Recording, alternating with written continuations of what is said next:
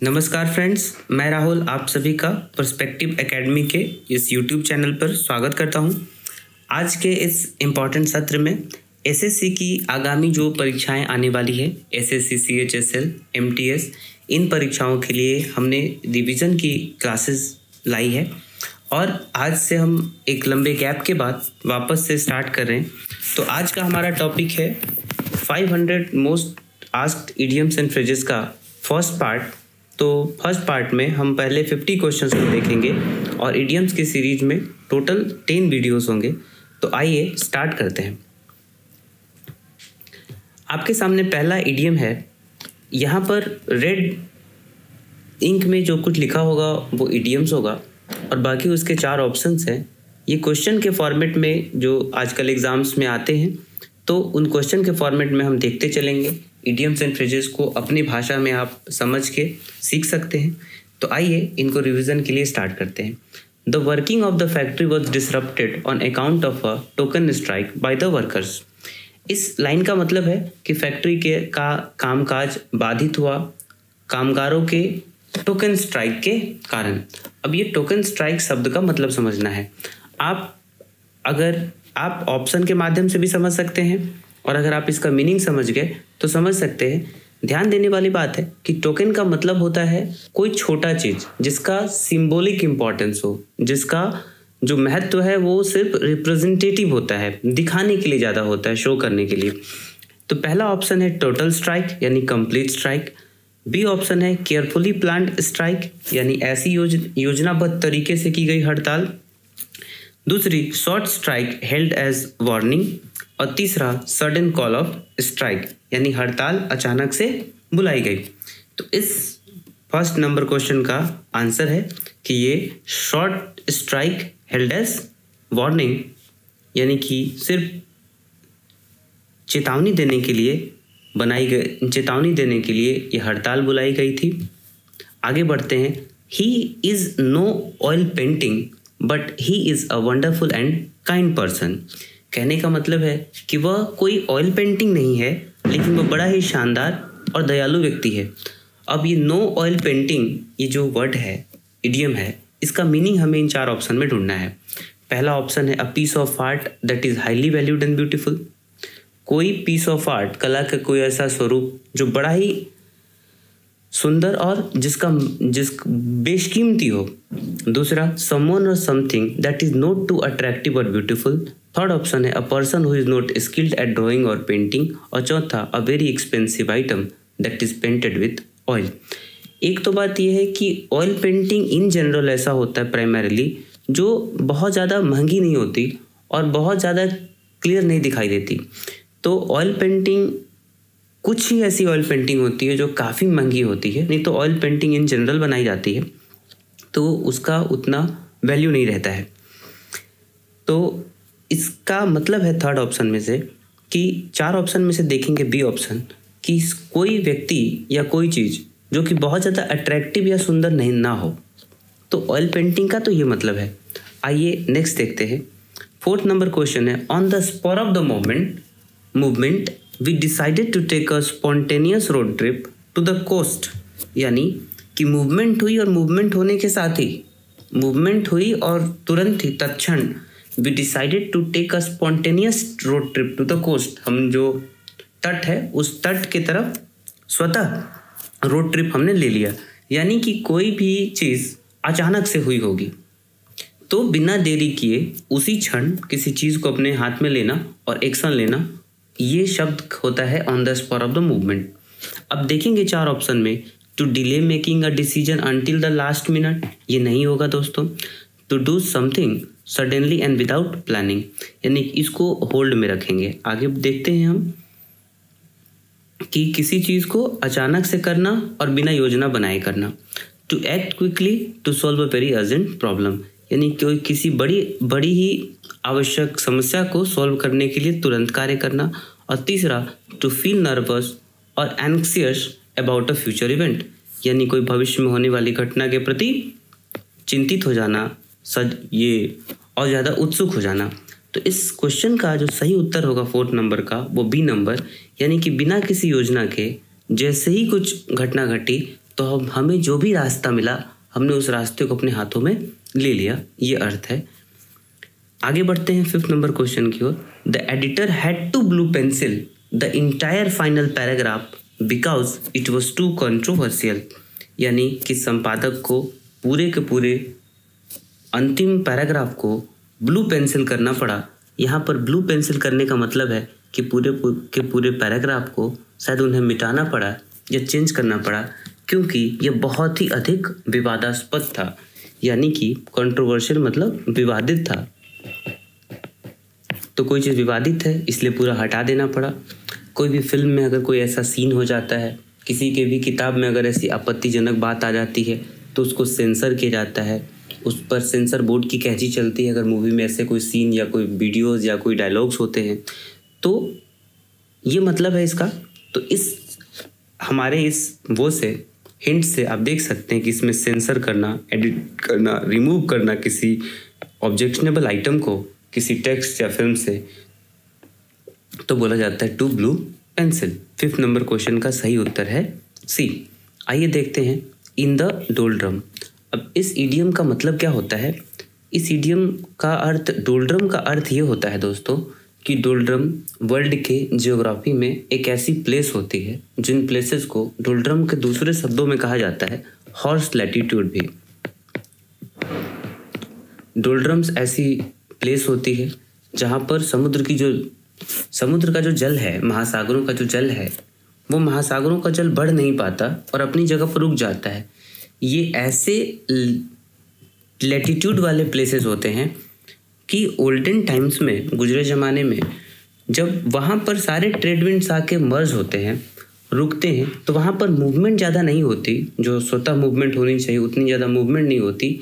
तो वहाँ पर नाव के बोझ को कम करने के लिए घोड़ों को फेंक देना पड़ता था, इसीलिए कई बार इनको हॉर्स लैटिट्यूड बोलते हैं। ये वो जगह होती थी जहाँ एक ज़माने में सेलर्स को बहुत ज़्यादा चिंता होती थी, सिर में दर्द होने लगता था, अजीब सी बॉडी में बेचैनी होने लगती थी। तो डोल्ड्रम एक ऐसी सिचुएशन है या स्टेट है जिसको हम स्टैग्नेशन बोल सकते हैं या बोल सकते हैं एक ठहराव की स्थिति। तो यहाँ देखेंगे 6 नंबर क्वेश्चन में कि to be in a state of low spirit, जहाँ उत्साह बहुत कम हो, इनएक्टिविटी हो या स्टैग्नेशन, कॉन्स्टेंसी की स्थिति हो, तो इसको इन द डोल्ड्रम कहा जाता है। 7 नंबर क्वेश्चन देखेंगे। The project was delayed for months due to excessive red tapism and bureaucratic hurdles involve in getting the necessary permits. कोई प्रोजेक्ट है, वो प्रोजेक्ट कई महीनों तक लंबित है क्योंकि बहुत अधिक लाल फीताशाही के कारण, नौकरशाही जो व्यवधान है, अड़चन है, उनके कारण, क्योंकि इनको इन चीज़ों के लिए ज़रूरी जो परमिट लेने में काफ़ी सारा वक्त लग रहा है। तो हमें ध्यान देना है रेड टेपिज्म वर्ड का मतलब क्या होता है। 4 ऑप्शन देखते हैं। The practice of providing Swift and efficient government service. अगर बहुत तीव्र और बहुत तेज और कुशल सरकारी सेवा अगर मिलती ही तो उसके लिए जो प्रोजेक्ट है वो इतने समय तक डिले क्यों रहते? क्वेश्चन देखने से हमें पता चलता है कि फर्स्ट वाला ऑप्शन गलत है। दूसरा देखते हैं, to secretly engage in illegal और फॉरबिडन ऑफिशियल एक्टिविटीज़, यानी कि गुपचुप तरीके से किसी गैर कानूनी या ऐसे मनाही हुए कामों में, आधिकारिक कामों में संलिप्त होना। तीसरा देखना है कि strict excessive adherence to official rules, procedures and paperwork that causes delay. जब कोई बहुत ज़्यादा अत्यधिक ऑफिस के नियमों को मानते हैं, प्रक्रियाओं को मानते हैं, बहुत सारी कागजी प्रक्रिया को जब माना जाता है, कागज़ बिल्कुल डॉक्यूमेंटेशन को, बहुत ज़्यादा फॉर्मेलिटीज़ को देखा जाता है, तो एक टेबल से दूसरे टेबल, दूसरे टेबल से तीसरे टेबल, एक व्यक्ति को छोटी से छोटी सरकारी सेवा लेने के लिए पिलर टू पोस्ट दौड़ना पड़ता है। तो इसको बोलते हैं लाल फीता शाही। ये सही ऑप्शन है। फिर भी आखिरी ऑप्शन देख लेते हैं। टू शो फेवरेटिज्म और bias toward certain groups in administration, यानी प्रशासन में कुछ जो सर्टेन ग्रुप है उनके प्रति फेवरेटिज्म या बायस, पक्षपात दिखाना, तो इसको कहा जाता है। यहाँ पर 8 नंबर क्वेश्चन देखते हैं। After the unexpected announcement, the office was filled with alarms and excursions as everyone rush to understand what was happening. यानी कि अचानक किसी अप्रत्याशित घोषणा हुई और घोषणा के बाद ऑफिस में हाय तौबा मच गई। ऑफिस में ऐसा हुआ कि हर आदमी अपनी कुर्सी को छोड़ के बाहर निकल आया, क्योंकि हर आदमी इस चीज़ के को जानने के लिए बाहर निकला कि क्या हो रहा है ऑफिस में। तो इसका हमें ढूंढना है अलार्म्स एंड एक्सकर्जन्स का मतलब क्या होता है, इस इडियम्स का मतलब है क्या है। इन चारों में से देखते हैं कि किस वजह से ऑफिस में अफरा तफरी मच गई। अलार्म्स एंड एक्सकर्जन का मतलब होगा अफरा तफरी। तो value for money and time, ये ऑप्शन इस क्वेश्चन से मेल नहीं खा रहा है। एक है कंफ्यूज्ड एक्टिविटी और अप्रोवर, ये एक ऑप्शन हो सकता है। देखते हैं, हम इस पर विचार कर सकते हैं। वापस आते हैं, source of fun and amusement. सब लोग फन और मस्ती के लिए तो अचानक से नहीं आएंगे, क्योंकि ऑफिस में क्या हो रहा है ये सब बाहर आ गए हैं, तो ये ऑप्शन बिल्कुल गलत है। Derive excitement and pleasure from, जब ये फन नहीं होगा तो ये भी नहीं होगा। तो ऑब्वियस जो एग्जाम्पल है वो ऑब्वियस एग्जाम्पल हमारा बी नंबर क्वेश्चन है। तो 8 नंबर क्वेश्चन का सही उत्तर होगा बी। आइए हम 9th नंबर क्वेश्चन की ओर चलते हैं। The company wanted to ensure all its hiring practices were completely above board to avoid any accusations of favouritism. Company चाहती थी कि जितनी भी हायरिंग प्रैक्टिसेस है हमारी वो पूरी तरह से अबव बोर्ड हो, ताकि किसी भी प्रकार का फेवरेटिज्म का, यानी कोई हमारा फेवरेट है, मनपसंद व्यक्ति को, पसंदीदा व्यक्ति को ऊंचे पदों पर या सिलेक्टेड पोस्ट पर हम पहुंचाए हैं, इसकी किसी भी प्रकार से आरोप से बच जाए। तो अबव बोर्ड मतलब कि कंपनी एक आइडियल काम कर रही है। कंपनी आज भी नहीं चाहती है कि हमारे हायरिंग प्रक्रिया, हमारे अपॉइंटमेंट पर किसी प्रकार की उंगली उठे, ऐसी हम निष्पक्ष प्रक्रिया लेकर आएंगे। तो अबव बोर्ड का एक मतलब तो समझ में आया कि निष्पक्ष हायरिंग हो रही है। ए नंबर ऑप्शन पर विचार करते हैं। To be promoted to a higher management position, यानी ऊंचे जो प्रबंधन के पदों पर किसी को प्रोन्नति देना। To hide an important fact और पीस ऑफ एविडेंस, ये बिल्कुल गलत है, इससे मेल नहीं खाता जो ऊपर क्वेश्चन है दोस्तों। ये रिलेटिव नहीं है, ये रेलेवेंट नहीं है। To be in a state of confusion और डिसएरे, तो यहाँ पर कन्फ्यूजन और एक्यूजेशंस ही तो नहीं रहने देनी है। इतना क्लियर, इतना निष्पक्ष और ट्रांसपेरेंट मैनर में हायरिंग प्रोसेस करना है, अपॉइंटमेंट प्रोसेस, कि किसी तरह से कन्फ्यूजन ना हो। तो ये ऑप्शन भी गलत है, यानी ऑप्शन डी इस क्वेश्चन का सही उत्तर है कि एक ईमानदार, खुली, वैध और बिना किसी धोखेबाजी के, बिना किसी जालसाजी के ऐसी निष्पक्ष प्रक्रिया करनी है कि जिनका सिलेक्शन नहीं हुआ उन्हें भी लगे कि हाँ, जिनका हुआ है वो हमसे बेहतर डिजर्व करते थे।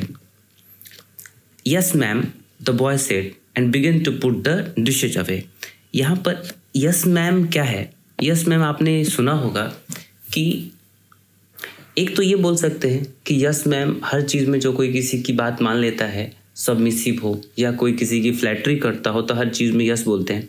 लेकिन यहाँ है कि यस मैम, एक देखेंगे एक फेमस कार्टून है मिनियन करके, तो वो उसका सीधा मतलब है कि उसका एक, वो किसी न किसी की बात मानता है और किसी के सबऑर्डिनेट में रहते हुए वो कार्य करता है। तो यस मैम का एक ऑब्वियस सा, अगर आपने कार्टून देखा होगा तो उस कार्टून से 10 नंबर का ये जो ऑप्शन है वो बन जाता है, बाकी चीज़ें देखने की आवश्यकता नहीं है। आगे देखते हैं। After a week in bed with the flu he is finally feeling well enough to be up and about again. एक सप्ताह तक फ्लुएंजा, जो इन्फ्लुएंजा है, उसके कारण बेड पर रहने के बाद वह अंततः अच्छा महसूस कर रहा है, इतना कि अब वो फिर से अप एंड अबाउट अगेन, मतलब फिर से अपने काम पर जाने के लिए अच्छा महसूस कर रहा है। अब इसी इडियम को हम आगे देखेंगे। टू फील डिसअपॉइंटेड और completely discourage after a failure. यहाँ पर है आशावादी बात कहा जा रहा है क्वेश्चन में, कि ऑप्टिमिस्टिक बात कही जा रही है कि अब वो ठीक हो गया है और अपने काम पर जाने के लिए तैयार है और अच्छा महसूस कर रहा है। लेकिन यहाँ पर ऑप्शन कहा जा रहा है कि कोई निराश महसूस कर रहा हो और पूरी तरह से हतोत्साहित महसूस कर रहा हो फेलियर के कारण, तो ये ऑप्शन गलत है। To be planning a major trip और exciting journey to a new location, तो इसका कॉन्टेक्स्ट नहीं बनता है यहाँ पर, तो ये ऑप्शन गलत है। ये ऑप्शन सही उत्तर नहीं है इसका। थर्ड देखेंगे, टू बी फुली रिकवर्ड, पूरी तरह से रिकवर हो चुके हैं किसी भी बीमारी या इंजरी के बाद और फिर से अपने काम पर जाने के लिए तैयार हैं। तो इस क्वेश्चन का सही उत्तर है उत्तर सी। डी नंबर फिर भी देख लेते हैं, किसी लॉन्ग टर्म प्रोजेक्ट को फिनिश करना और फिर एक नए प्रोजेक्ट को फिर से स्टार्ट करना। तो यहाँ पर फ्लुएंजा के साथ स्ट्रगल कर रहे थे, सफ़र कर रहे थे और फिर से अपने काम पर जाने के लिए तैयार हैं। तो ये लॉन्ग टर्म प्रोजेक्ट और फिर से नया शुरू करने का यहाँ पर कोई लेना देना नहीं है, तो ये गलत है, ये ऑप्शन से मेल नहीं खाता। 12th नंबर देखते हैं, the rank and file members of the union, या किसी भी संगठन या संघ के जो रैंक एंड फाइल मेंबर हैं, यानी चाहे वो rank and file member officer हो, चाहे वो वर्कर हो, टोटल जितने भी एम्प्लॉय हैं वे सारे employee are pushing for a vote on the new contract, यानी almost every employee of the union are pushing, वो कोशिश कर रहे हैं कि नए कॉन्ट्रैक्ट पर वोटिंग किया जाए। तो ये रैंक एंड फाइल का ईडियम का मीनिंग क्या होगा, देखते हैं। फर्स्ट ऑप्शन कहता है highly successful and distinguished leaders of the major industry. तो कुछ हो ना हो लीडर नहीं होंगे इसमें, क्योंकि यहाँ पर उसी चीज़ की बात की जा रही है कि यूनियन में जितने भी रैंक एंड फाइल है, यानी आम से आम ऑर्डिनरी से ऑर्डिनरी व्यक्ति भी उस चीज़ के लिए पुश कर रहा है, तो उसकी भी वोट का उतना ही मतलब है, एक साधारण मजदूर का भी। दूसरा है टू सबमिट डॉक्यूमेंट्स और files in a precise chronological order, यानी किसी भी डॉक्यूमेंट या फाइल को प्रिसाइज एकदम टू द पॉइंट और क्रोनोलॉजिकल ऑर्डर में सबमिट करना। ये ऑप्शन भी गलत होगा यहाँ पर। दोस्तों इसका यहाँ पर फाइल से कोई लेना देना नहीं है। The ordinary members of the organization note the leader और मैनेजर, ये बिल्कुल सही है कि आम से आम व्यक्ति को ही फाइल कहा जाता है, और रैंक मतलब रैंक होल्डर्स हो गए, ये होगा नहीं डी ऑप्शन, तो हमारा सी ऑप्शन सही है। My boss offered to pick up the tab for the entire team's dinner. Pick up the tab यहाँ मतलब है कि पूरे के पूरे टैब पिकअप करना, मतलब कि पूरे के पूरे टीम के खाने के लिए जो बिल आया है उस बिल को भरने के लिए मेरे बॉस ने कहा कि मैं भरूंगा। तो यहाँ पर फर्स्ट ऑप्शन है to be punished for a mistake और फेलियर, बिल्कुल नहीं। To leave a restaurant without paying the bill, एक पर्सन को बिल नहीं भरना है लेकिन उनका बॉस भरेंगे, तो यहाँ पर ये ऑप्शन भी गलत है, ऑप्शन ए भी गलत है। टू पे द बिल और कॉस्ट फॉर अ ग्रुप और another person. To collect the order for food और ड्रिंक, ये काम तो वेटर का है या जो होटल या रेस्टोरेंट के जो एम्प्लॉय हैं उनका।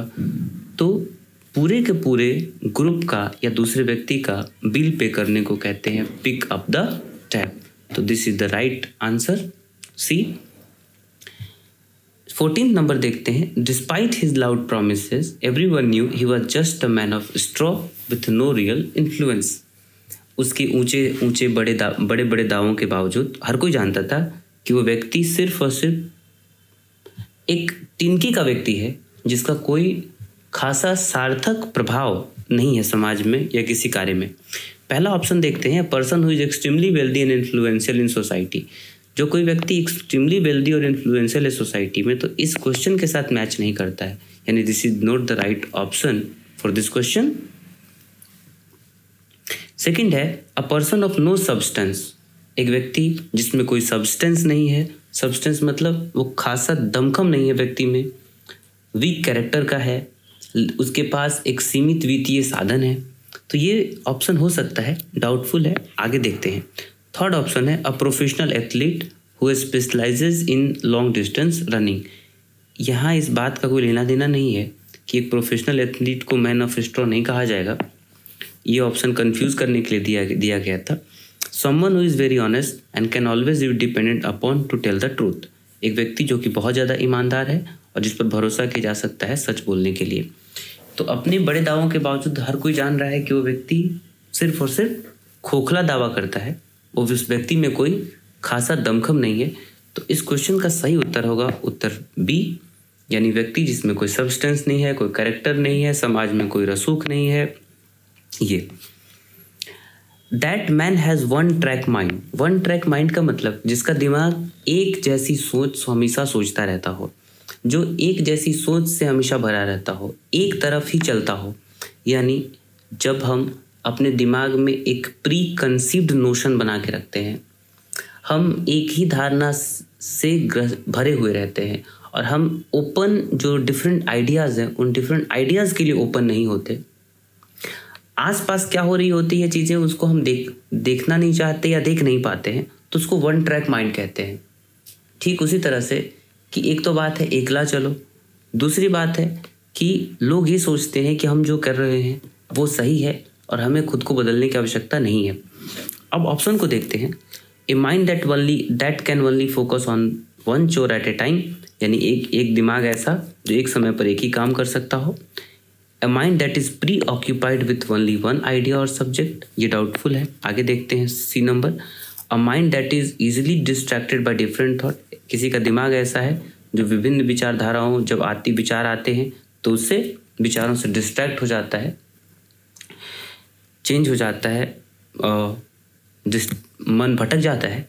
A mind that is extremely intelligent and analytical, one track mind कहने का मतलब है कि एक माइंड ऐसा जिसमें सिर्फ एक ही आइडिया या एक ही सब्जेक्ट से वो भरा रहता है, तो उसको वन ट्रैक माइंड कहा जाएगा। ठीक है, एक तरफ चलना। 16 नंबर क्वेश्चन आइए देखते हैं। After I paid for my new car I was dead broke until पे डे, मतलब कि मैंने नए कार के लिए जब पैसा भर दिया, after I paid for my new car I was dead broke until पे डे, तो उसके बाद जब तक मेरा पैसा वापस फिर से मंथ की सैलरी नहीं मिल पाई या फिर से वापस पैसा नहीं आया, तब तक डेड ब्रोक। डेड ब्रोक कहने का मतलब क्या है कि जिसकी कमर टूट जाए। डेड मतलब मर गया, ब्रोक मतलब टूट गया, तो पहले टूट गया फिर उसके बाद मर गया। यानी जब वो नया कार लिया तो नए कार में पैसे इतने लग गए कि पैसे इतने लग जाने के कारण कुछ और चीज़ करने के लिए पैसा रहा ही नहीं, तो बोलेंगे डेड ब्रोक।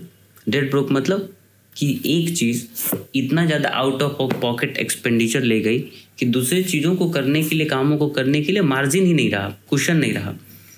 तो यहाँ क्या बोलेंगे कि सीवियरली इंजर्ड, इस बात का कोई लेना देना नहीं है कार से। कंप्लीटली आउट ऑफ मनी, बिल्कुल सही बात है कि आपकी पूरी तरह से किसी और कार्य को करने के लिए पैसा समाप्त हो जाना। आगे बढ़ते हैं 17 number question. The athlete was considered a dark horse in the competition but surprised everyone by winning the gold medal। कोई एथलीट है जिसको माना जाता था कि वो डार्क हॉर्स है। डार्क हॉर्स को कई बार कहा जाता है जाइंट किलर, एक अलग शब्द में बोल सकते हैं जाइंट किलर। अब इस बात का मतलब है, जाइंट किलर का मतलब है छुपा रुस्तम, यानी एक ऐसा व्यक्ति या कोई ऐसा घोड़ा जिस पर कोई दाव नहीं लगाता है। इस बात से दाव नहीं लगाता है कि उसके जीतने के चांस कम होते हैं। लोग उसको किसी भी गेम में फेवरेट नहीं मानते कि वो जीत भी सकता है, तो ज़्यादातर उन घोड़ों को फेवरेट्स माना जाता है जिनका फ्यूचर प्रॉमिसिंग है, जिनको लगता है कि वो जिता दिए हैं, जिनके पास्ट परफॉर्मेंस से या उनके फिजिकल कंडीशन से। तो जो लोग अंडरडॉग की तरह किसी भी कंपटीशन में उतरते हैं, जाइंट किलर के तौर पर उतरते हैं और वो उस पूरे कंपटीशन में बाजी मार जाते हैं और सबको सरप्राइज होता है कि इनके बारे में तो हमने बोली ही नहीं लगाई, इनके बारे में तो एक्सपेक्ट ही नहीं किया, और वो चैंपियन बन के उभरता है जिसके बारे में कोई चर्चा नहीं कर रहा होता है, तो उसको डार्क हॉर्स कहा जाता है। अब हमारी इन बातों से आपको इनमें से कौन सा ऑप्शन सही दिख रहा है वो खुद ही मार्क करें। A strong favourite to win a competition, तो हमने तो कहा कि डार्क हॉर्स एक स्ट्रॉन्ग फेवरेट होता नहीं है, तो ये ऑप्शन गलत है। अ कैंडिडेट और competitor about whom little is known, कोई ऐसा कैंडिडेट या कंपटीटर जिसके बारे में बहुत कम जाना गया हो। एंड हु अनएक्सपेक्टेडली विंस और सक्सीड, जो अनएक्सपेक्टेडली वो जीत जाता है अल्टीमेटली, तो उसको कहा जाता है डार्क हॉर्स। आगे बढ़ते हैं अपने नेक्स्ट क्वेश्चन की तरफ। इस क्वेश्चन का सही उत्तर है option B. After years of feuding the two business partner decided to bury the hatchet and work together again. Bury the hatchet मतलब खंजर को दफन कर देना, तलवार को दफन कर देना। अब पहले के ज़माने में जब युद्ध हुआ करते थे तो बहुत समय तक युद्ध हो जाने के बाद जब कोई भी कंक्लूसिव रिजल्ट नहीं निकल पाती थी, दोनों पार्टीज में से कोई भी वेरिंग जो पार्टीज़ है दूसरे को डिफीट नहीं कर पाती थी, तब अंत में क्या होता था, जब एमिकेबल सॉल्यूशन करते थे तो दोनों ही सेनाओं के जो सैनिक होते थे और सेना नायक होते थे, वो सैनिक और सेना नायक उसी युद्ध के मैदान में अपने हथियार को, अपने तलवारों को दफन कर देते थे। तो बरी द हैचेट मतलब कि झगड़े को समाप्त कर देना, आपसी रंजिश को भूल जाना और उसके बाद युद्ध के मैदान से अपने अपने घरों की तरफ लौट जाना। तो इसको बोलते हैं कि पीस जो ट्रीटी है वो साइन कर लेना, कि सरेंडर, यहाँ पर सरेंडर की भी बात नहीं, यहाँ पर ट्रीटी साइन कर लेना कि यहाँ से पीस हो गया दोनों में। तो यहाँ देखेंगे, to hide a valuable treasure in a secret location, no. To end a conflict और आर्ग्यूमेंट एंड मेक पीस, यानी किसी भी झड़प को या विवाद को समाप्त कर देना और शांति कर लेना, इसी को कहा जाता है टू बरी द हैचेट। तो this is the correct option for our 18th number question, option B. आगे बढ़ते हैं। There is no love lost between the two rivals who have been feuding for years. दो ऐसे प्रतिद्वंदी जिनके बीच कोई love lost नहीं रहा, जो कि खानदानी लड़ाई बरसों से लड़ रहे थे, यानी कि दे आर, इसका फर्स्ट ऑप्शन है, they are deeply in love and devoted to each other, no. They have a mutual feeling of strong dislike and animosity, यानी कि दो जब प्रतिद्वंदी खानदानी पीढ़ियों से, कई पुश्तों से दूसरे से लड़ते आ रहे हैं, तो उनके बीच ऐसा है कि एक दूसरे से बहुत गहरा डिसलाइक रखते हैं और गहरी दुश्मनी रखते हैं, और परस्पर भावना है दुश्मनी और नापसंदी की। सी नंबर है, they were once enemies but have recently become friends, यानी पहले वो दुश्मन थे, यहाँ दोस्त बन गए, ऐसा कुछ कहा नहीं गया है इस ऑप्शन में, तो ऑप्शन सी भी गलत है। They feel indifferent towards each other, एक दूसरे के प्रति इंडिफरेंट फील करते हैं और कोई स्ट्रॉन्ग फीलिंग नहीं है उनके प्रति। इंडिफरेंट कहने का मतलब है कि ना खुशी है, ना गम है, ना दुश्मनी है, ना दोस्ती, ऐसी वाली बात है कि कुछ होता है तो होता है। यहाँ नो लव लॉस्ट का मतलब है कि स्ट्रॉन्ग फीलिंग ऑफ एनिमोसिटी और डिसलाइक है। तो इसलिए 19 नंबर क्वेश्चन का सही उत्तर है बी। आइए 20th नंबर क्वेश्चन देखते हैं। आफ्टर ईयर्स ऑफ पीस, वर्षों तक शांति के बाद, the tribes threaten to take up the hatchet against their neighbours over the land dispute, यानी जनजातियों ने अपने पड़ोसियों के विरुद्ध वापस से हथियार यानी अस्त्र उठाने की चेतावनी दी या उनको डराया भूमि विवाद के मामले में। अब यहाँ देखेंगे, टू बरी द हैसेट मतलब हथियार को दफन कर देना, और to take up the hatchet मतलब हथियार को फिर से उठा लेना। यानी यहाँ पर बात क्या है, चार ऑप्शन देखेंगे। To make peace and resolve a disagreement, यानी कि शांति कर लेना और डिसएग्रीमेंट को रिजॉल्व कर लेना। हमारे बीच जो जिन चीज़ों पर डिसएग्रीमेंट थी, असहमति थी, उसको सुलझा लिया जाना। तो ये तो गलत हो गया, यानी कि फिर से किसी द्वंद्व को, किसी झड़प या युद्ध को शुरू करने को बोला जाएगा। तो इसलिए यहाँ ये सही उत्तर है। अब देखेंगे थर्ड ऑप्शन कहता है to prepare a meal using fresh ingredient, नए इंग्रेडिएंट, ताजे इंग्रेडिएंट से एक खाना फिर से तैयार करने को बोला जाए। To start a new hobby और प्रोजेक्ट, तो ये तो होगा नहीं दोस्तों, क्योंकि हमने पहले ही सही कर चुका है। 21 नंबर क्वेश्चन देखते हैं। We will pass the hat to raise funds for the charity organisation. पहले के समय में ऐसा होता था कि किसी को किसी दान या पुण्य के कार्य के लिए पैसे जुटाने होते थे, तो कोई भी सेलिब्रिटी या चर्चित, समाज में कोई चर्चित व्यक्ति या कोई खिलाड़ी या कोई राजनेता या मशहूर हस्ती अपने जो हैट पहनते थे, उस हैट को जनता से चंदा के लिए सामने रख देते थे हैट को, ताकि उससे उनको जो लोगों के द्वारा दान मिले वो किसी कल्याण और परोपकार के कार्य के लिए जाए, चाहे कोई गरीब की मदद के लिए या आपदा पीड़ित व्यक्ति की मदद के लिए। तो इसका मतलब है, पास द हैट का मतलब है टू कलेक्ट मनी और ask for donation from a group of people, लोगों से मांगना ताकि आप किसी परोपकार के या पुण्य के कार्य के लिए या मुसीबत में फंसे लोगों की मदद के लिए पैसा दीजिए। 22nd नंबर क्वेश्चन देखेंगे दोस्तों कि my brother has become real mouse potato since he got a new gaming PC and spends a lot of all his free time online, ये कई बार हम अपने घर में माता पिता, बड़े भाई, बड़ी बहन के द्वारा या दादा दादी के द्वारा कहते सुनते हैं कि वो माउस पोटैटो बन चुका है। माउस पोटैटो कहने का मतलब है कि अगर दिन भर अपने मोबाइल के साथ, दिन भर अपने कंप्यूटर सिस्टम के साथ, दिन भर अपने लैपटॉप के साथ चिपके रहना और वो उठता नहीं है। माउस पोटैटो कहने का मतलब है कि वो पूरा का मैक्सिमम टाइम अपना नए कंप्यूटर, नए पीसी के साथ वो बिताता है, कुछ भी दूसरा काम नहीं करता। ये कार्य उसको लेजी बना चुका है, घर का भी कोई कार्य नहीं करता। और बिल्कुल उसमें जैसे कहते हैं किताबों में अगर कोई चिपका रहे तो उसको किताबी कीड़ा कहते हैं। कोई अगर अपने कंप्यूटर सिस्टम में या गेमिंग सिस्टम में अगर चिपका रहे बिल्कुल दिन रात तो उसको बोलेंगे माउस पोटैटो। तो यहाँ देखेंगे कि अ person who spends a great deal of time using a computer, तो उसको माउस पोटैटो बोल सकते हैं। 23rd नंबर क्वेश्चन देखेंगे, माई सैलड डेज। सैलड मतलब क्या है? सलाद हमेशा कच्चा खाया जाता है, वही अच्छा लगता है। तो हमारी जो कच्ची उम्र थी, my salad days were when I was young. मेरे जो कच्चे दिन थे वो तब थे जब मैं जवान था, बेपरवाह एक विद्यार्थी था। But those days are long gone. लेकिन वो दिन गुजरे हुए काफ़ी समय हो गया, ये प्रोफेसर ने कहा अपने कॉलेज के दिनों को याद करते हुए। तो सैलड डेज कहने का मतलब कुछ ऐसी बातें हैं जब हम कोई टीचर होते हैं तो बच्चों को अपनी जब बचपन की जवानी की कहानियाँ सुनाते हैं तो कहते हैं कि ये बात तब की है जब हम कभी जवान हुआ करते थे।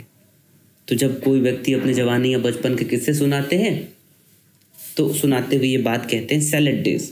सैलड डेज यहाँ फर्स्ट ऑप्शन है, a time of great prosperity and financial success. उस उम्र में प्रॉस्पेरिटी और फाइनेंशियल सक्सेस का कोई लेना देना है नहीं। A period of youthful inexperience, जब व्यक्ति जवान होता है तो उस समय अनुभव नहीं होते लेकिन ऊर्जा काफ़ी होती है, मासूमियत होती है, बड़ी बड़ी चीज़ों के आदर्श होते हैं। उस समय कोई बेईमानी नहीं जानता, कोई जात पात धर्म चीज़ें, गलत चीज़ें नहीं जानता कुछ भी। तो वो जो समय था वो उसको कहते थे सैलड डेज। यहाँ देखेंगे C number option, a series of events marked by confusion and disorder. ऐसी कई सारी इवेंट्स जिसमें कन्फ्यूजन और डिसऑर्डर्स हों तो उसको सैलड डेज नहीं बोलेंगे। The hottest and driest time of the year, नहीं, यहाँ कच्ची बात हो रही है। यानी यहाँ एक कॉन्टेक्स्ट को समझिएगा कि कॉन्टेक्स्ट ये कहता है कि ये तब जब हमारे में अनुभव नहीं थे, उस समय हम मासूमियत थी, तो ये बातें हैं। यहाँ केयर फ्रीनेस है, अब आदमी मासूम होता है तो परवाह नहीं रखता किसी चीज़ का। 24th नंबर क्वेश्चन की तरफ आइए देखते हैं। His utopian idea for achieving world peace was entertaining but not practical. उसका विश्व शांति को प्राप्त करने के लिए जो यूटोपियन विचार है वो सुनने में तो अच्छा लग रहा है, मनोरंजक था, लेकिन व्यवहारिक नहीं था। अब यूटोपिया एक शब्द है दोस्तों। यूटोपिया शब्द का मतलब है कल्पनादर्श। इसका अर्थ होता है कि कोई कल्पना इतनी आदर्श है जो व्यवहारिक अर्थों में कभी पूरी हो ही नहीं सकती। तो व्यवहारिक जीवन में वो कल्पना कभी भी सफल होने की संभावना ही नहीं है उस कल्पना में, तो उसको यूटोपिया कहा जाता है। तो यहाँ स्पष्ट रूप से है कि कोई आइडियल बात तो है लेकिन अल्टीमेटली वो बात इम्प्रैक्टिकल है और अनअचीवेबल आइडिया है जिसको कभी भी प्राप्त हासिल नहीं किया जा सकता। तो बी ऑप्शन इसका ऑब्वियस ऑप्शन है। 25th नंबर क्वेश्चन देखते हैं कि after their argument she gave him the cold shoulder for the rest of the evening refusing to talk to him. एक बार दो व्यक्तियों के बीच में किसी बात को लेकर बहस हो गई, महिला या लड़की ने उसे कोल्ड शोल्डर दे दिया पूरी शाम तक के लिए और उससे बात करने से मना कर दी।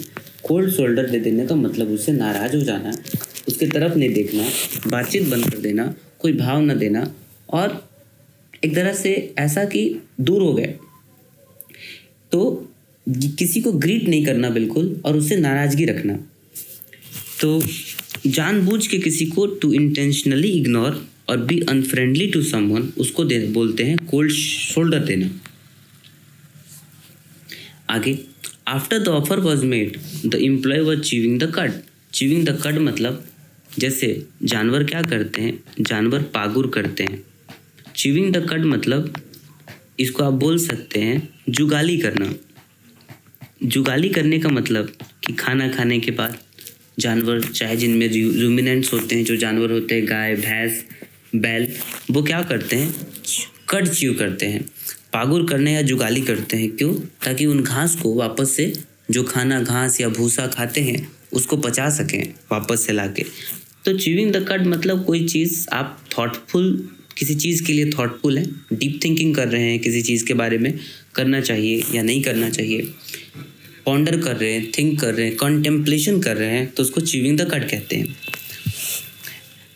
एक वीक तक मतलब ऑफर जब मिल गया किसी एम्प्लॉय को, तो एक सप्ताह तक वो कट च्यू कर रहा था, पॉन्डर कर रहा था, विचार कर रहा था कि क्या फ़ायदा, प्रोज मतलब होता है प्रॉफिट और कॉन्स मतलब होता है नुकसान, नया जॉब का ऑफ़र एक्सेप्ट करने में क्या फ़ायदे हैं और क्या नुकसान है उसके। तो यहाँ देखेंगे, to eat a meal very quickly, no.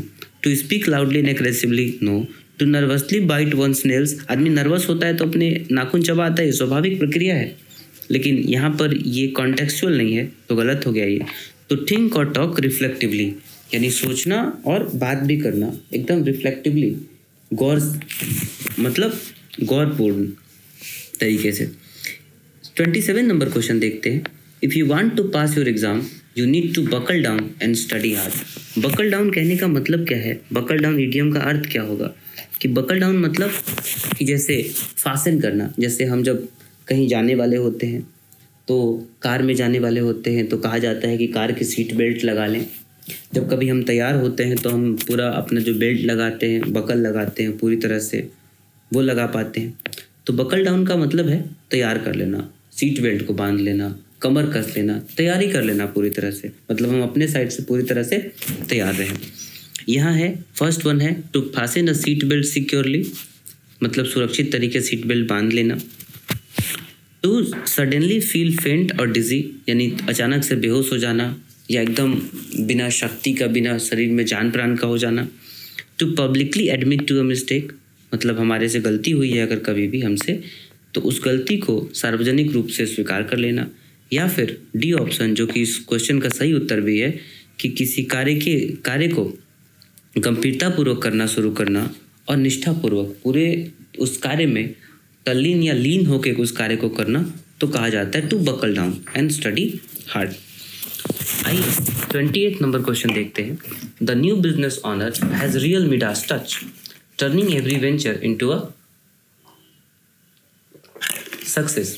तो नया बिजनेस ओनर के पास वास्तव में एक मिडास टच है, जो कि हर वेंचर को, हर काम को एक सक्सेस में तब्दील कर देता है। अब एक बहुत लंबी कहानी है मिडास की। छोटे बच्चों के क्लासेस में ये कहानी आज भी पढ़ाई जाती है। मिडास नाम का एक राजा था और उस राजा की अपनी एक बेटी थी। ठीक है, तो बहुत समय के बाद भगवान उससे खुश हुए और उसको एक शक्ति मिली कि तुम जिस चीज़ को छूओगे वो चीज़ सोना हो जाएगी। तो खुशी में बहुत सारी चीज़ों को छूते छूते उसके आसपास जितनी भी चीज़ें थी, वो पागल के समान हर चीज़ को छूने लगा, ये बहुत बड़ी शक्ति पाके। तो छूते छूते एक समय क्या हुआ कि खुश इतना था कि वो अपनी बेटी को भी छू दिया। खाने पीने को छूने गया तो सब चीज़ सोना हो जाए, तो उसके पेट में वो भूखा रहने लगा। अचानक से खुशी में क्या हुआ कि वो अपनी बेटी को छू दिया और उसकी बेटी भी सोना हो गई। बड़ा उसको पश्चाताप हुआ, एक बेटी थी उसकी प्यारी सी। तो फिर भगवान से वापस से मांगा कि भगवान हमको पहले जैसा वापस से कर दो, हमें सोना नहीं चाहिए। तो मिडास का मतलब है कि जैसे किसी के पास गोल्डन टच एक टाइम में महेंद्र सिंह धोनी के पास था, कि वो जो मैच खेलते थे, जिस रोल को लेते थे, उस रोल में वो बेस्ट देते थे, जो मूव लेते थे, जो भी एक्शन लेते थे, हर चीज़ उनके हक में ज़्यादा था। तो मिडास का मतलब होता है कि कोई ऐसी एबिलिटी कि जिस कार्य को अपने हाथों में लिया जाए उस कार्य में सफल हो जाए, तो उसको कहते हैं an ability to be successful in everything whatever a person undertakes. 29 number question आइए देखते हैं। As a man of parts, मतलब हर चीज़ का आदमी। मैन ऑफ पार्ट मतलब इस चीज़ में भी सक्सेस, इस चीज़ में भी एक्सपर्ट है और उस चीज़ में भी हमारा प्रिसीजन है, एक्सपर्टीज है, मास्टरी है। मैन ऑफ पार्ट्स मतलब हर एक चीज़ का मास्टर है। ही एक्सेल्ड इन बोथ, वो इंजीनियरिंग में भी एक्सेल किया उन्होंने और संगीत में भी। तो मैन ऑफ पार्ट मतलब a man who is talented in many different field. ये ऑप्शन सही हो सकता है, लेकिन थोड़ी देर बाद तीनों ऑप्शन पर विचार करते हैं। A worker specialising in repairing complicated machinery, मतलब एक वर्कर है जो कॉम्प्लिकेटेड मशीनरी को रिपेयर करने में, कॉम्प्लिकेटेड मतलब अगर कोई मुश्किल मशीनरी है तो उसको रिपेयर करने में वो स्पेशलाइज्ड है। A person who frequently travels to different location, अलग अलग लोकेशन पे व्यक्ति जाता है। यहाँ इस बात का इस क्वेश्चन से कोई लेना देना नहीं है। An extremely wealthy and influential businessman, कोई बहुत अमीर और प्रभावशाली बिजनेस व्यापारी है। नहीं, मैन ऑफ पार्ट का सही उत्तर होगा एक व्यक्ति जो कि टैलेंटेड हो और कई विभिन्न विधाओं में, विभिन्न क्षेत्रों में बड़ा प्रतिभाशाली हो, उनको ये सिद्धि प्राप्त हो, निपुणता हो, इसको कहते हैं। 30th नंबर आइए देखते हैं। She invited all her kith and kin. Kith and kin मतलब सभी अपने जो नज़दीकी परिवार के लोग हैं, यानी कि जिनका ब्लड रिलेशन है, ये होता है कीथ एंड किन का मतलब कि जो निकट संबंधी जो अपना परिवार है उस परिवार को कीथ एंड किन बोला जाता है। जिनके साथ हमारा ब्लड रिलेशन है या जिनके साथ हमारा मैरिटल रिलेशन है, तो वैसे लोग एक परिवार बनाते हैं, या तो बाय ब्लड बनाते हैं या मैरिटल रिलेशन के थ्रू जुड़ते हैं। तो इसेंशियल कीथ एंड किन फ्रेज का कीथ एंड किन जो इडियम है उसका अर्थ क्या है? Essential tools and equipment for a job? नहीं, यहाँ पर परिवार से संबंध है। क्लोज प्रोफेशनल कलीग, कलीग यहाँ पर प्रोफेशनल बात हो रही है, तो यहाँ फैमिली मेंबर से रिलेशन है इस इडियम का, तो ये बिल्कुल ऑप्शन गलत हो जाएगा। एक व्यक्ति के दोस्त और उनके संबंधी जिनका अपना जो नियरेस्ट रिलेशन है सिर्फ उन्हीं को बुलाया गया, तो ये सी ऑप्शन बिल्कुल सही है। 31st नंबर क्वेश्चन आइए देखते हैं। 31 number, the coach got hot under the collar when the referee made a bad call. मान लीजिए कि एक फुटबॉल का गेम चल रहा है और फुटबॉल के गेम में अगर रेफरी ने एक गलत कॉल किया तो वहाँ पर जो कोच फेंस के बाहर खड़े होते हैं, हॉट अंडर द कॉलर काफ़ी उछलने लगते हैं, काफ़ी गुस्सा हो जाते हैं, बहुत ज़्यादा खींच आने लगती है। हॉट अंडर द कॉलर का अर्थ क्या होगा दोस्तों? कि to wearing clothes that are too warm? No. To be suffering from a slight fever और इलनेस, कि हल्की बुखार या बीमारी से ग्रसित हैं? ये भी नहीं। To be working very hard in a stressful environment? नहीं, कि एक बड़ा ही चिंताजनक, एक बहुत चिंतित और प्रेशर वाला सिचुएशन और उसमें बड़े कठिन काम करें? ये भी नहीं। सही उत्तर होगा कि बहुत ज़्यादा गुस्सा हो जाना, चिड़चिड़ा जाना और अपमानित महसूस करना, एम्बैरेस फील करना, तो उसको कहते हैं hot under the collar. 32 number question आइए देखते हैं। You can't expect a donation from him. तुम उससे दान की उम्मीद नहीं कर सकते। क्यों? He is a very close fisted person. Close fisted person मतलब एक आदमी जिससे पैसा बहुत मुश्किल से निकलता है, मतलब पैसे में जो पैसे को मुट्ठी में इतना मजबूती से बंद करता है, वो इतना कस के बंद करता है, यानी कि वो व्यक्ति कैसा है जिससे दान एक्सपेक्ट नहीं कर सकते? तो व्यक्ति माइजर है, वो व्यक्ति कंजूस है बड़ी मुश्किल से। तो यहाँ पर फर्स्ट ऑप्शन देखेंगे, a person who enjoys playing fighting games? No, गलत है। स्ट्रॉन्ग विल्ड पर्सन, एक व्यक्ति जिसकी इच्छा शक्ति बड़ी मजबूत है। Who never gives up an argument, जो कोई हारता नहीं है। एक मतलबी आदमी है, एक स्टिंगी आदमी है। Who is reluctant to spend money, ये बिल्कुल सही उत्तर है कि एक वैसा व्यक्ति जो मीन है, स्टिंगी है और पैसा खर्च करना नहीं चाहता। रिलक्टेंट मतलब जिस चीज को करने के लिए कोई व्यक्ति मना करता हो। आगे देखते हैं 32nd नंबर क्वेश्चन आइए देखते हैं। ये संभवतः 32, 2 बार 32 आ गया था। Tell me about your new job, I am all ears. I am all ears का मतलब है कि ऑल ईयर्स का मतलब कि मैं पूरा अटेंशन। जैसे ही क्लास में टीचर जब जाते हैं तो स्टूडेंट को कहते हैं ऑल ईयर्स, यानी pay attention, pay heed to what is being said by me, यानी क्या कहा जा रहा है सब बड़े ही ध्यानपूर्वक उस बात को सुने। तो ऑल ईयर्स मतलब सबके कान खड़े होने चाहिए, सारे अटेंटिव होने चाहिए। तो इस ऑल ईयर्स जो हमारा इडियम है उसके लिए सही क्या ऑप्शन होगा वो आइए देखते हैं। To pretend to listen to someone while actually ignoring them, वास्तव में हम उन्हें इग्नोर करें लेकिन बहाना बनाना कि हम उन्हें सुन रहे हैं, ऐसा नहीं। ये ऑप्शन गलत है। बी ऑप्शन देखेंगे, to be physically close to the person who is speaking, यानी जो कोई बोल रहा है उस व्यक्ति के फिजिकली क्लोज होके जाके सुनना, ये भी नहीं। To hear something by accident और विदाउट इंटेंडिंग टू, हम किसी चीज़ को सुनना नहीं चाहते या अचानक से हम उस चीज़ को सुन लेते हैं, नहीं, ये भी नहीं। To be listening very intently, and eagerly, किसी चीज़ को उत्सुकता से सुनना, इंटेंट से सुनना, तो सुन के समझना ये इंपॉर्टेंट है। हियर और लिसन में फ़र्क होता है। जब हम किसी इंपॉर्टेंट चीज़ को सुनते हैं तो उसको हमेशा लिसन कहा जाता है। 34 नंबर क्वेश्चन आइए देखते हैं। Hospital provides round the clock for its patient. Round the clock मतलब होता है 24 आवर्स। 24 आवर्स में 12 आवर्स का डे होता है और 12 आवर्स की नाइट होती है। राउंड द क्लॉक मतलब 24 आवर सर्विसेज देती है अस्पताल अपने पेशेंट्स को, यानी कि 24 आवर मतलब यहाँ पर कॉन्टिन्यूअसली और पूरा दिन पूरा रात। तो राउंड द क्लॉक जब भी बात कही जाएगी तो समझिएगा कि घड़ी में जितनी भी सुइयाँ हैं 24 घंटे ये सेवा उपलब्ध है, तब राउंड द क्लॉक बोलेंगे। जब हम राउंड द ईयर बोलेंगे तो राउंड द ईयर जब हम बोलेंगे तो 365 डेज सर्विसेज अवेलेबल है। राउंड द मंथ बोला जाएगा तो बोला जाएगा कि 24/7, यानी कि 24 घंटे सप्ताह के 7 दिन, यानी पूरे होल मंथ ये सर्विसेज अवेलेबल है। 35 नंबर देखते हैं। She is a total couch potato when it comes to weekends. All she does is watch Netflix and eat junk food, यानी वो पूरी तरह से काउच पोटैटो है। जब भी कभी वीकेंड की बात आती है तो काउच पोटैटो बन जाती है या काउच पोटैटो है। पूरा यही करती है कि पूरा टाइम वो नेटफ्लिक्स देखती है और जंक फूड खाती है।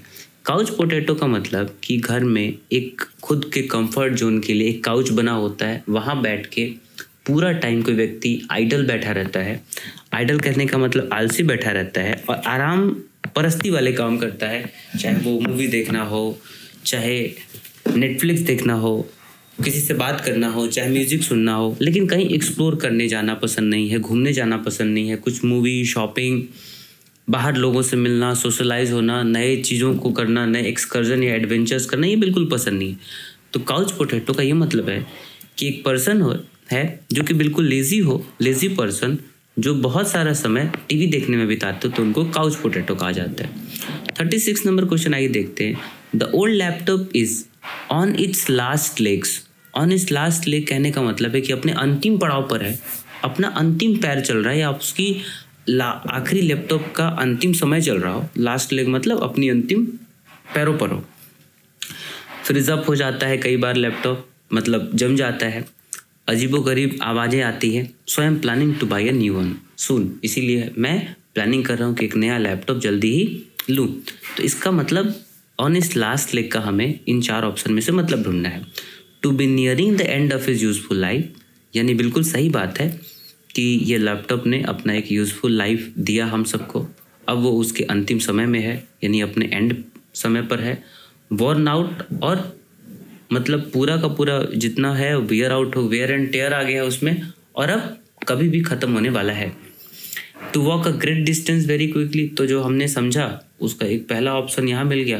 तो आप तीनों ऑप्शन देखेंगे, खुद मार्क करेंगे तो आप पाएंगे कि फर्स्ट ऑप्शन इसका करेक्ट है। तो ये नंबर सही है 36 का। आइए 37 देखते हैं।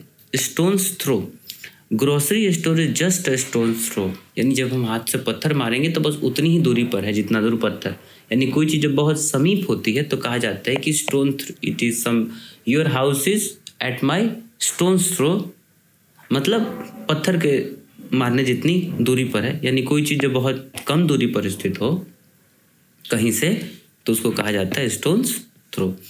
38 नंबर दिखेंगे। His sudden resignation came as a bolt from the blue, उसका अचानक इस्तीफा आसमान से झटका या वज्र के जैसा आया पूरे के पूरे कंपनी के ऊपर।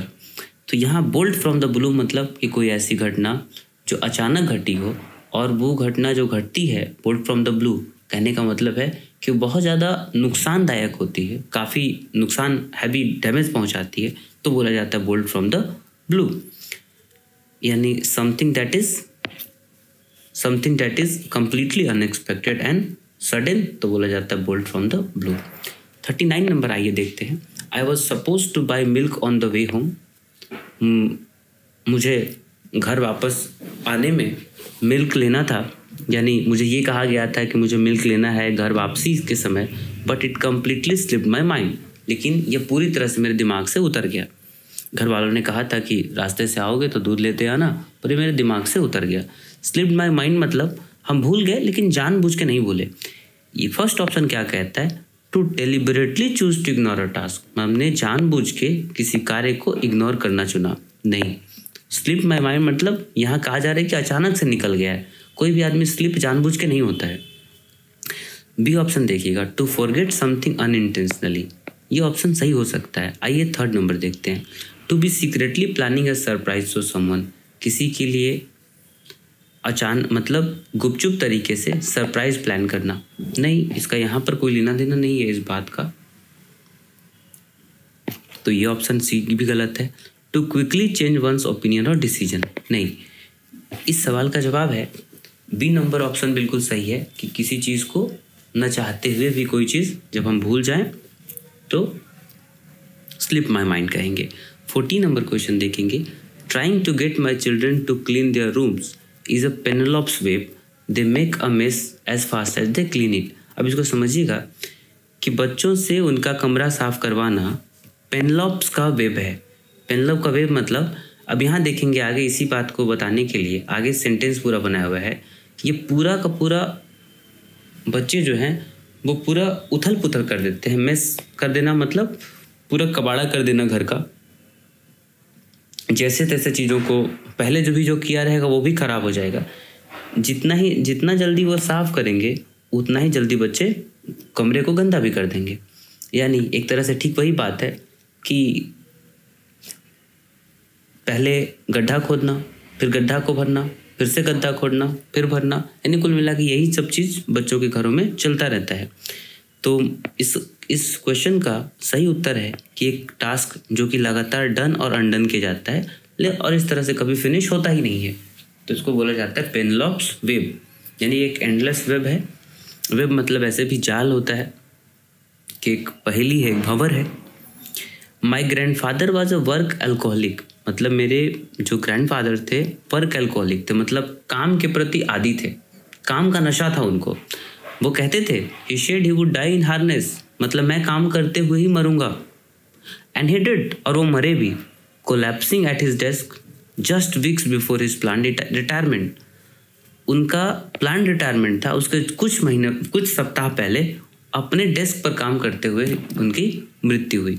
डाई इन हार्नेस मतलब जब कोई व्यक्ति काम करते हुए किसी की डेथ हो जाए, चलते फिरते किसी की मृत्यु हो जाए, और व्यक्ति ने कहा है कि वो व्यक्ति उसी समय वैसे ही गति से जाएगा और व्यक्ति बैठ के नहीं मरेगा, वो व्यक्ति किसी के ऊपर निर्भर कभी नहीं रहेगा, तो कहते हैं कि डाई इन हार्नेस मतलब कि हार्नेस वैसे लगाया जाता है कि जब कोई बंगी जंपिंग है, चाहे स्कूबा डाइविंग है, चाहे किसी को पैराग्लाइडिंग कराते हैं, तो वहाँ पर एक हार्नेस लगाया जाता है कि नीचे जब व्यक्ति कोई जाएगा तो उसको मरने से बचाया जाए। यानी एक तरह से एक सेफ्टी मेजर होती है हार्नेस। तो जहाँ सेफ होना चाहिए, हमारे दादाजी को जहाँ सेफ होना चाहिए डेस्क पर, वहाँ उनकी डेथ हो जाती है। तो ऐसा बोलते हैं कि to die while still actively working, कि सक्रिय रूप से काम करते हुए मृत्यु हो जाना। तो ए नंबर ऑप्शन इसका सही है 41 नंबर का। आइए 42 नंबर क्वेश्चन देखते हैं। 42 नंबर क्वेश्चन कहता है कि you said I would never get A in the class but I will make you eat your word when the report cards come out. तुमने कहा कि तुम कभी क्लास में ए नहीं लाओगे, बट मैं तुम्हें तुम्हारे जो शब्द है उस शब्द को चबवा दूंगा, या शब्द तुम्हें खुद खाना पड़ेगा जब रिपोर्ट कार्ड बाहर आएगा। तो यानी कहने का मतलब है कि किसी को गलत साबित कर देना। ईट वंस वर्ड कहा जाता है, लेकिन यहाँ पर यू है दोस्तों, इसीलिए यहाँ पर योर लिखा गया है। यानी कि इस बात को स्वीकार करना कि आपने जो कुछ पहले कहा था वो बात गलत थी, और आप किसी को अपने कार्यों से, अपने कर्मों से, अपने एक्शन से, डीड से किसी को गलत साबित करा देते हैं, तो बोला जाता है eat your word. 43rd number देखेंगे, arguing with him is a fool's errand, he never changes his mind. यानी ऐसा है कि किसी से बात करना है तो कोई व्यक्ति कुछ इस तरह की थॉट लेके होते हैं अपने साथ, एक दिमाग पूरी तरह से बंद करते हैं, किसी दूसरे की बात वो सुनते ही नहीं है कभी। तो उनके साथ तर्क करना मतलब दीवार को सिर मारने जैसा है। भैंस के आगे बीन बजाने जैसा है, उसको बोला जाता है फूल्स एरेंट, यानी वो उनके साथ आप कितना भी आर्ग्यू कर लें वो अपना माइंड चेंज करने वाले नहीं है। तो 4 ऑप्शन दिया हुआ है दोस्तों। अ डेंजरस और रिस्की मिशन, ये बिल्कुल नहीं होगा। अ टास्क और activity that has no hope of success, ये हो सकता है, ये बिल्कुल सही ऑप्शन भी है। तीसरा देखेंगे, अ सडन स्पॉन्टेनियस ट्रिप और जर्नी, नो, यहाँ पर फूल का कोई लेना देना नहीं है। फुल सेरेंड मतलब legal document granting special permission, ये भी नहीं। तो 43rd नंबर क्वेश्चन का सही उत्तर है उत्तर बी। आइए 44 देखते हैं। The old car's engine give up the ghost after 15 years of faithful service and had to be towed to the junk yard. पुराने कार का engine give up the ghost मतलब 15 साल के इस विश्वासी सेवा के बाद अपना सेवा जैसे समाप्त हो गया उसका, और उसको किसी दूसरे गाड़ी के साथ वो टॉ करके, यानी किसी दूसरे गाड़ी के साथ जोड़कर, चाहे वो ट्रैक्टर हो चाहे वो क्रेन हो, उसके साथ जोड़कर जंक यार्ड तक ले जाना पड़ा। फर्स्ट ऑप्शन दिया है to stop believing in supernatural thing, ये गलत है। To reveal a long held secret, एक लंबा गहरा राज अगर किसी ने छुपा रखा है तो उसको रहस्य को उद्घाटन कर देना, बिल्कुल नहीं। टू सरेंडर और एडमिट डिफीट इन कॉन्टेस्ट, यानी कोई प्रतिस्पर्धा चल रही है और उस प्रतिस्पर्धा में समर्पण कर देना या अपनी गलती मान लेना, नहीं। यहाँ पर है कि उस कार ने, पुरानी कार ने अपनी पूरी सेवा दी और अब उसकी सेवा जितने भी समय तक दी वो सेवा बिल्कुल क्रेडिबल है, वो सेवा अच्छी है उसकी, और उसकी सेवा को हम मानते भी हैं कि वो सेवा हमारे लिए कारगर रही है, बड़ा इंस्ट्रूमेंटल रही है, लेकिन अब उसका कार्य समाप्त हो गया है। तो बोला जाता है गिव अप द घोस्ट, यानी टू डाई या टू स्टॉप फंक्शन या टू सीज टू फंक्शन या टू स्टॉप ऑपरेटिंग। तो डी ऑप्शन सही है इसका। 45 देखिएगा, even though I disagree with his methods, यद्यपि मैं उसके मेथड्स से डिसअग्री करता हूँ, I have to give the devil his due, he has significantly improve the company's performance. यानी कहने का मतलब है कि आप किसी व्यक्ति के कार्यों से, वर्तमान के चीज़ों से आप डिसअग्री करते हैं, उसके अभी के मेथड से आप उसके मेथड से डिसअग्री करते हैं, उसके विचारों से डिसअग्री करते हैं, उसके काम करने के तौर तरीके से, लेकिन फिर भी जितने समय तक उसने काम किया है और उससे कंपनी को अगर फ़ायदा हुआ है, कंपनी के स्थिति सुधरी है और बहुत अच्छा सुधरी है, तो उसे उसका वाजिब हक दिया जाना चाहिए। ये बात कहने की कोशिश है, give up the devil his due, यानी डेविल को उसका वाजिब हक मिले। तो यहाँ देखेंगे to acknowledge a mistake and apologise immediately, no boss, कि अपनी गलती को मान लेना, गलती को स्वीकारना और उसके लिए तुरंत माफ़ी मांगना। बी ऑप्शन देखेंगे और यही सही उत्तर भी है कि ये मान लेना कि कोई एविल और अनप्लेजेंट पर्सन है, कोई दुष्ट व्यक्ति है, कोई शैतान व्यक्ति है, लेकिन उस शैतान व्यक्ति में भी गुड क्वालिटीज़ है, गुड अचीवमेंट है, बावजूद इसके कि हम उससे अग्री नहीं करते, तो इसको कहा जाता है to give devil his due. Good Samaritan मतलब होता है दोस्तों नेक इंसान। जब आप गुड सैमरिटन उसको बोला जाता है, सरकार पुरस्कार भी देती है जब कोई व्यक्ति कहीं अचानक से हादसे का शिकार हो जाता है, रोड एक्सीडेंट्स हो जाती है, आप किसी व्यक्ति की मदद करते हैं, किसी अजनबी व्यक्ति को सही जगह पर अस्पताल पहुंचाते हैं, तो उसका आपको नेक इंसान कहा जाता है। सरकार समय समय पर मेडल देती है। आप अपने नुकसान की परवाह न करते हुए अपने खुद से प्राथमिकता उसकी उस ज़रूरतमंद के लिए जब आप रखते हैं और अपनी जो बेयर मिनिमम है उसके ओवर एंड बियॉन्ड जाके जब किसी के लिए कार्य करते हैं, तो उसको गुड सैमरिटन कहते हैं। यानी कि कोई व्यक्ति, a person who helps others in need, specially stranger, तो ऐसे व्यक्ति को गुड सैमरिटन कहा जाता है।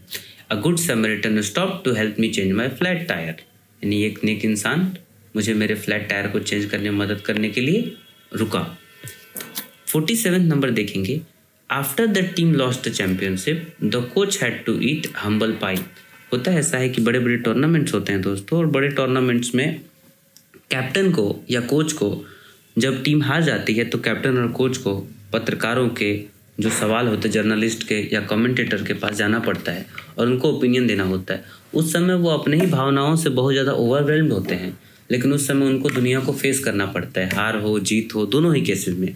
तो जो हारी हुई टीम का जो कोच होता है, उस कोच को हम्बल पाई ईट करना पड़ता है, यानी एम्बैरेसमेंट को भी जहर के घूंट पीना कहते हैं, ईट हम्बल पाई।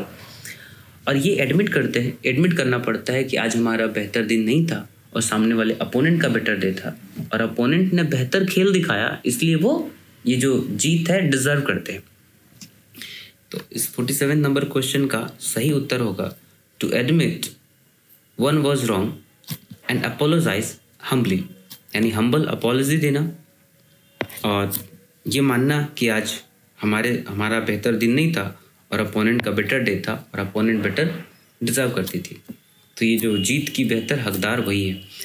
48 नंबर देखेंगे, it is of no use crying over spilled milk, यानी कि गिरे हुए दूध के ऊपर रोने का कोई मतलब नहीं है। He has already spend the money, पैसा जो खर्च होना था वो पहले ही हो चुका, and you just have to move on with your life. तो अपने लाइफ में आगे तुम्हें बस मूव ऑन कर जाना है। तो किसी ऐसी चीज़ के बारे में, जैसे ए ऑप्शन देखेंगे और यही उसका सही उत्तर भी है कि ए ऑप्शन देखेंगे कि किसी ऐसी चीज़ के बारे में जब हम अपसेट होते हैं या चिंतित होते हैं जिसको अनडन नहीं किया जा सकता, जिस चीज़ को कांट बी अनडन, अब जो हो गया सो हो गया। पछताए से क्या होता है, जब चिड़िया चुग गई खेत, दूध को गिरना था, दूध गिर गया, अब उसे पहले जैसे रूप में लाया नहीं जा सकता। तो चिंता चिता के समान है, ऐसा लोग बोलते हैं। टू बी अपसेट और डिस्ट्रेस्ड अबाउट समथिंग, उन चीज़ों के बारे में अपसेट या डिस्ट्रेस होना जो कुछ पहले ही हो चुका है। तो 48 नंबर का ए ऑप्शन सही है मित्रों। 49 नंबर देखेंगे, ये सेकंड लास्ट पेनल्टीमेट क्वेश्चन है आज का। डिस्पाइट द वार्निंग्स, चेतावनी के बावजूद, the worker decided to bid defiance to the unfair new rules by going on strike. चेतावनी के बावजूद वर्कर ने चुना कि डिफायंस दिखाना चुना कि हम क्या दिखाएंगे, हम शक्ति दिखाएंगे, हम अपनी क्षमता दिखाएंगे और नियमों की अवहेलना करेंगे। किसके खिलाफ? कि कोई कंपनी ने या किसी यूनियन ने, किसी संगठन ने नए रूल बनाए और नए रूल अन्यायपूर्ण रूल थे, अनफेयर रूल थे। तो ये जितने भी वर्कर हैं वो हड़ताल पर गए। हड़ताल पर जाने से हो सकता है उनकी नौकरी भी जा सकती है, बावजूद इसके उन्होंने रिस्क लिया। यानी कि जब आप ओपनली रेजिस्ट करते हैं, ओपनली रिफ्यूज़ करते हैं कि हम किसी व्यक्ति को नहीं मानेंगे, आज्ञा को नहीं मानेंगे, किसी रूल को नहीं मानेंगे, तो कहा जाता है ओपन डिफायंस। अब आइए दोस्तों बढ़ते हैं अपने आखिरी प्रश्न की ओर। हमारा आखिरी प्रश्न है, the teacher had to separate दो student who were calling names. यहाँ पर क्या है कि टीचर को सेपरेट करना पड़ा उन बच्चों को जो बच्चे एक दूसरे का नाम ले रहे थे और एक दूसरे का नाम बड़े ही अभद्र तरीके से ले रहे थे। अब ये जो बच्चे हैं एक दूसरे को गाली दे रहे हैं, पब्लिकली इंसल्ट कर रहे हैं। इसका मतलब है कि जब कोई व्यक्ति इंसल्ट करता है या किसी को एब्यूज़ करता है, उसमें ऑफेंसिव लैंग्वेज, आपत्तिजनक और गाली गलौज जैसे शब्द का इस्तेमाल करता है, तो उसको कॉलिंग नेम्स कहा जाता है। ये है अपना आखिरी इडियम। आशा करता हूँ कि ये 50 इडियम्स आपको पसंद आए होंगे और आपने कुछ सीखा है। हम अगले क्लास में आपसे जल्दी ही मिलेंगे। ये हमारी जो सेशन है वो जल्दी ही शेड्यूल की जाएगी। तो अगर आपको ये सेशन अच्छी लगी तो हमारे चैनल को अपना प्यार, अपना स्नेह जरूर दीजिए। Do share, like and subscribe and do press the bell icon for latest notification of our next videos. Thanks for joining and have a good day ahead.